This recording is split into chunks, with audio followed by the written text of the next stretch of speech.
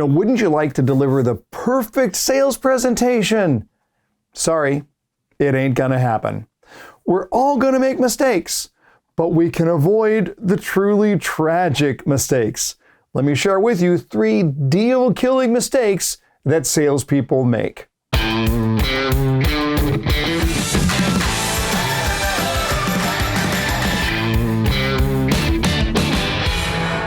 Well, welcome back everyone to the 5-Minute Sales Training, where today we're going to look at 3 deal-killing mistakes that salespeople make.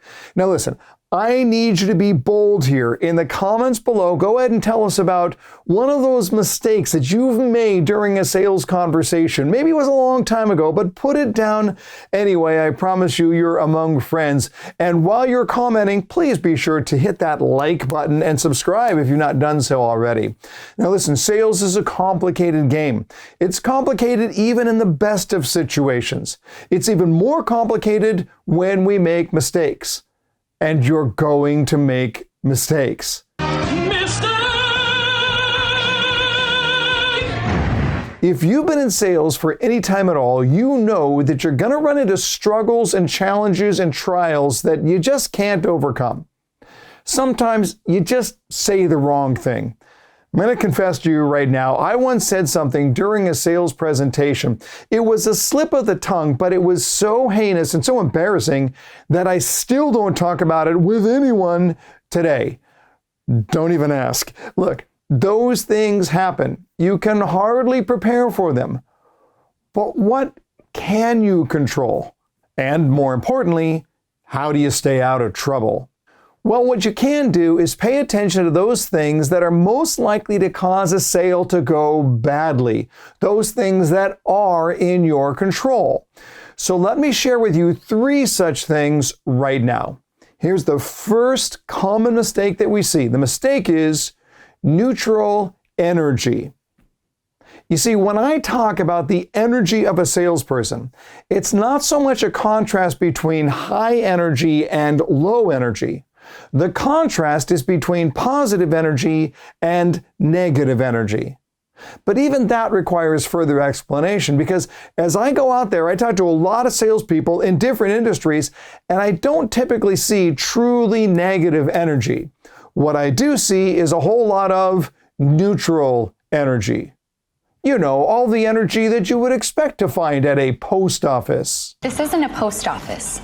It's not that people are mean. It's just that a lot of salespeople are just kind of there. Can I make a suggestion to you? Neutral energy is negative energy. You're either positive or you're everything else. But why is it so important to bring that positive energy? Because if the customer likes you, they also trust you. And at that point, your energy becomes adoptable. The first mistake that we make is that mistake that leads us to neutral energy. The second mistake that gets made is shallow discovery. The fact of the matter is that it's easier to talk about the technical points of the purchase than it is to ask about the pain points of the customer's life.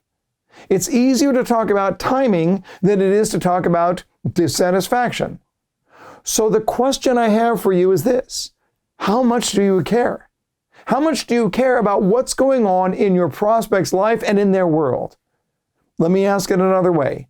How much do you want to serve? How much do you need to know? Shallow discovery is about just the top level details, but deep discovery is about understanding the motivation that your customer carries around.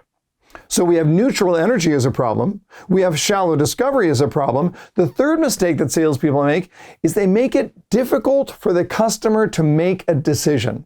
This is so hard. They make it difficult for a customer to even understand how the purchase process works. That's why one of my favorite closing opportunities is called the Explain the Process Close. And in that, I'm explaining the process. I'm literally doing just that. I'm telling a customer, this is how you purchase. Is that what you want to do? It's so easy and so simple, but more importantly, it makes it easy for the customer to make a decision. It makes it easy for a customer to do what they want to do anyway. Now, listen, we got to be honest. If you're making any of these mistakes, it's time to correct that because it is in your control if you want to be the best you can be.